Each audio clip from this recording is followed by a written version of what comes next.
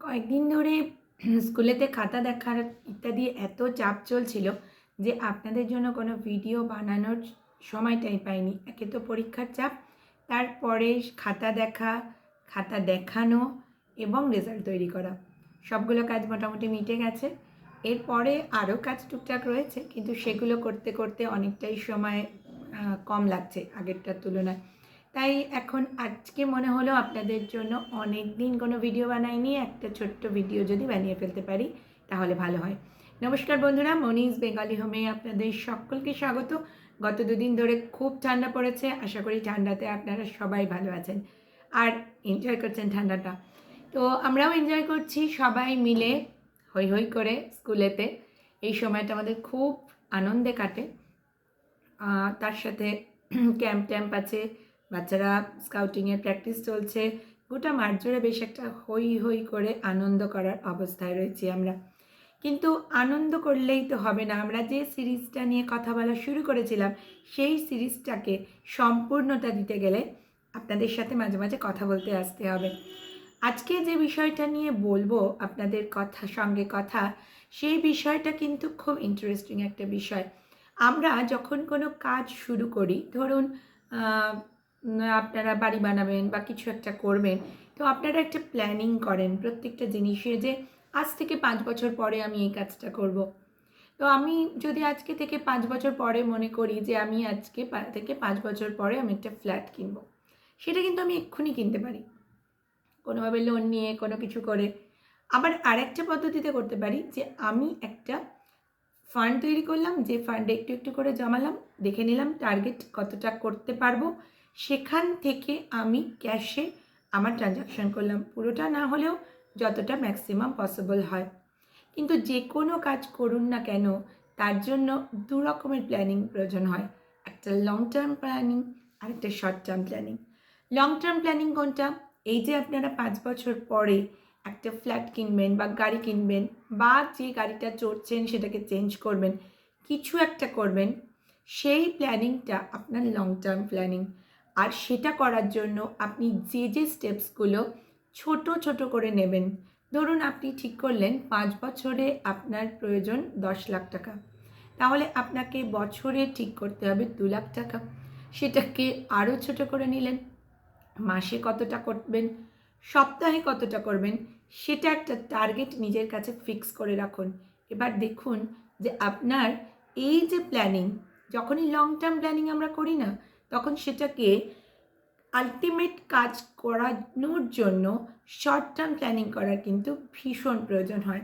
তো এই short term planning যদি ঠিকঠাক কাজ করে, লং টার্ম প্ল্যানিংও কখনো না কখনো ঠিকঠাকই কাজ করবে। কখনো না কখনো এই কারণে বলছি যে আপনি কতদিনের জন্য প্ল্যানিং করেছেন আমি জানি না।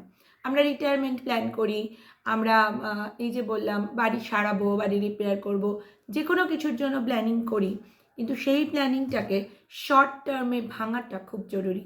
তাহলে দুরকম প্ল্যানিংয়ের মধ্যে আমি ইম্পর্টেন্স দিই লং টার্ম প্ল্যানিংকে। অলওয়েজ আপনারা শর্ট টার্ম প্ল্যানিংয়ে ভাঙুন। ফাইন্যান্সিয়াল গোলে অ্যাচিভ করতে গেলে শর্ট টার্ম প্ল্যানিং কিন্তু ভীষণ ইম্পর্ট্যান্ট, কারণ শর্ট টার্ম প্ল্যানিং দাঁড়িয়ে আছে আপনি অ্যাকচুয়াল কী কাজ করছেন তার উপরে। ধরুন আপনি ঠিক করলেন মান্থলি আপনাকে 10,000 টাকা জমাতে হবে। মান্থলি 10,000 টাকা জমালে বছরে 1,20,000 টাকা আপনার টার্গেট। তাহলে মান্থলি 10,000 টাকা আপনি দুভাবে জমাতে পারেন। একটা হচ্ছে যে আমি 7,000 টাকা জমাবো আমার স্যালারি অ্যাকাউন্ট থেকে, প্রথমেই আমি সেটাকে কাটিয়ে অন্য একটা অ্যাকাউন্টে রেখে দেবো, এভাবে আমি 7,000 টাকা করে জমাবো। আর 3,000 টাকা আমি ডেলি যে এক্সপেন্স হয় মান্থলি, মানে ডেলি এক্সপেন্স মানে বলছি আমি যে মান্থলি এক্সপেন্সগুলো হয় সেই এক্সপেন্স থেকে সেভিংস করে 3,000 টাকা করে প্রতি মাসে জমাবো। প্রতি মাসেই হয়তো 3,000 টাকা জমাতে পারবেন না, বাট কোনো মাসে 5,000টাও জমিয়ে ফেলতে পারেন, কোনো মাসে হয়তো আপনি 2,000ও জমাতে পারেন।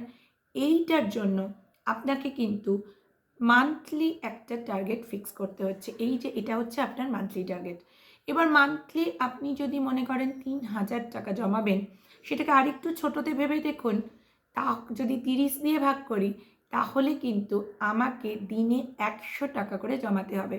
তাহলে দিনে 100 টাকা করে যদি আমি কোনো জায়গা থেকে কোনোভাবে সেভিংস করতে পারি, সেটা আমার রোজকার যাতায়াতের খরচ, রোজকার বাইরে খাবার খরচ, বা বড় কোনো একটা জায়গা থেকে গ্রসারি শপিংয়ে থেকে খরচ, বা শপিং না করে বাঁচানো খরচ, তাহলেই কিন্তু আপনার 3000 টাকা করে মাসে জমে যাচ্ছে। 3000 টাকা করে মাসে যদি আপনার জমে, বছরে কিন্তু দেখুন কত টাকা জমে গেল, 36,000 টাকা আপনি আপনার মান্থলি খরচ থেকে বাঁচিয়ে ফেললেন। আর আপনি আগে রেখে দিয়েছেন 7,000 টাকা করে, দুটোকে যদি আপনি জোড়েন তাহলে দেখুন 1,20,000 টাকা কিন্তু আপনার বছরে জমে যাচ্ছে।